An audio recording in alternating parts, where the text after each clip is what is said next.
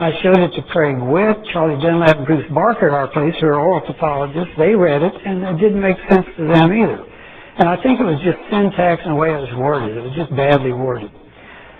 Well, Jerry calls back and says, I don't know what they did. I want nothing to do with it. I sent it on to Carr, the oral pathologist. Maybe he'll answer it. A month went by, no answer from anybody, and all of a sudden this email comes to Simon from Ray Yuckna. And this is exactly what it said. Sections were cut in 200 micron increments until the notch was found, and then serially sectioned in 200 micron increments in 7 micron thick sections until the notch was no longer visible. They notched the root of the tooth, and I don't know how long the notch was, they don't say, but they notched it as a reference point. And the notch was directly over the intrabony defect, so that when they sectioned, they knew when they were in the defect. And then he goes on to say, the 3 most central sections were then sent blindly to Dr. Carr for evaluation. So he was blinded. He did not know what treatment was done in the teeth. So 3 sections were evaluated for each tooth.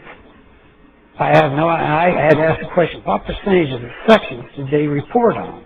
And he didn't know. Well, it turns out it's 11%.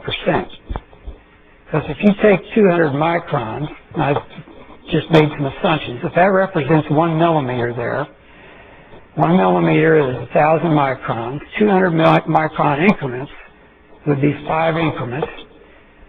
7 micron sections would be 28 sections for every 200 microns. And if they only looked at 3 of them, that's 3 of 28 sections, that's 11%. Now I can tell you as a trained histologist, when you do serial sections, you don't just look at 3 of them. You look at all of them because you want to ensure that the effect is continuous throughout the plane of treatment.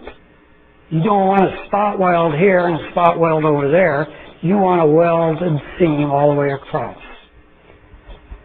There's no statement in the paper about the consistency of their observation because they didn't look at all the sections. The 3 were selected, maybe not quite so randomly. I don't know. The 3 most central, that boils it down to where you would probably have the most effect. I have a problem with that. That's poor science. You go back and you look at the paper that Harris and those guys published in Speed. I mentioned that earlier, and they published a paper that compared their technique, their protocol at that time, and I don't think it's changed much. And if it has, as the gentleman implied over there earlier, I'm unaware of it, which is a very distinct possibility. I'm not in their loop. But they compared their treatment to a series of histologic controls, one of which down here was that literature review based on the results I got based on an analysis of 27 different studies. I boiled it down. Now, take my word for it here. I'm not lying to you. Scaling and root planing is in rust color here. That's based on those 27 papers I told you about. And this bar here represents the standard deviation for those 27 studies. And we're looking at 4 to 6 millimeter pockets.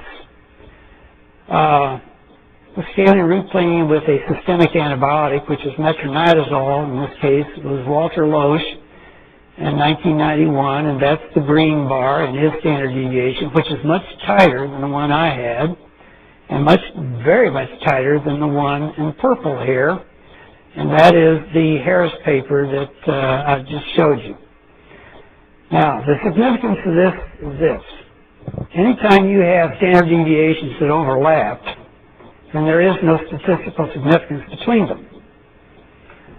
Every one of these overlaps the other.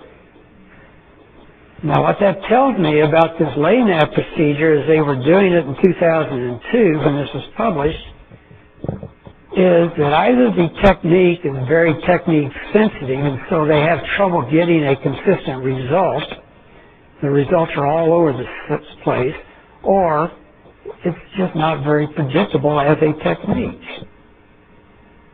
I don't know which it is.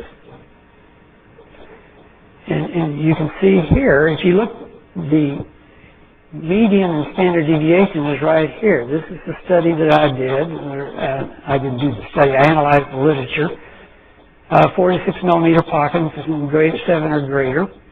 So you have a range of effect. It could be anywhere from 1.2 to 3 millimeters. You go down here and you look at the range of effect on the LANAP, and it's anywhere from 2 to 5 millimeters. It's better, but it's a huge variation. Now, I don't know if that's good. So you're taking money to do a procedure. You'd like it to be very predictable in terms of its outcome. And if you break that down even more, they did 2,000 teeth here with 1 to 3 millimeters. I'm not sure why you would do 1 to 3 millimeters, but they did. 2,300 teeth, 4 to 6 millimeter probing depths, and 356, 7 to 10 millimeter depths. Number of sites, and I added those up to get this number.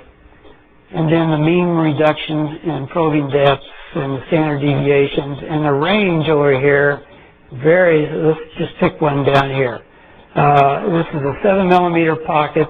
The range of effect varied from 1.6 to 4.5. That's a difference of 2.9 millimeters between these two numbers because they had a 1.45 millimeter standard deviation. That's a big range.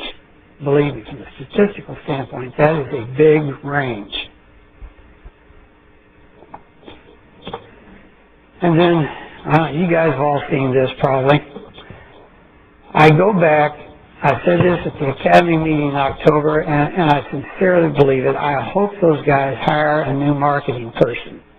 This is an affront to anybody in dentistry that has ever picked up a scalpel or a suture holder. There are times when you have to do surgery.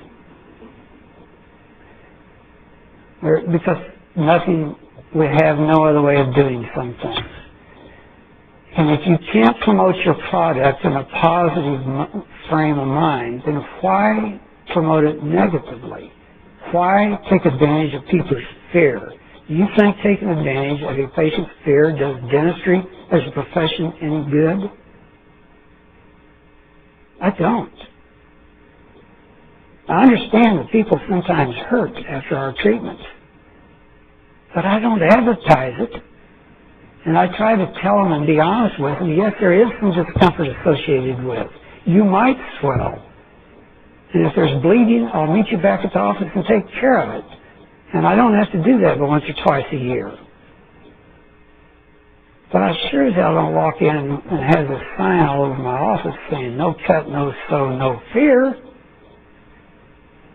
I just think it's pathetic to market that way.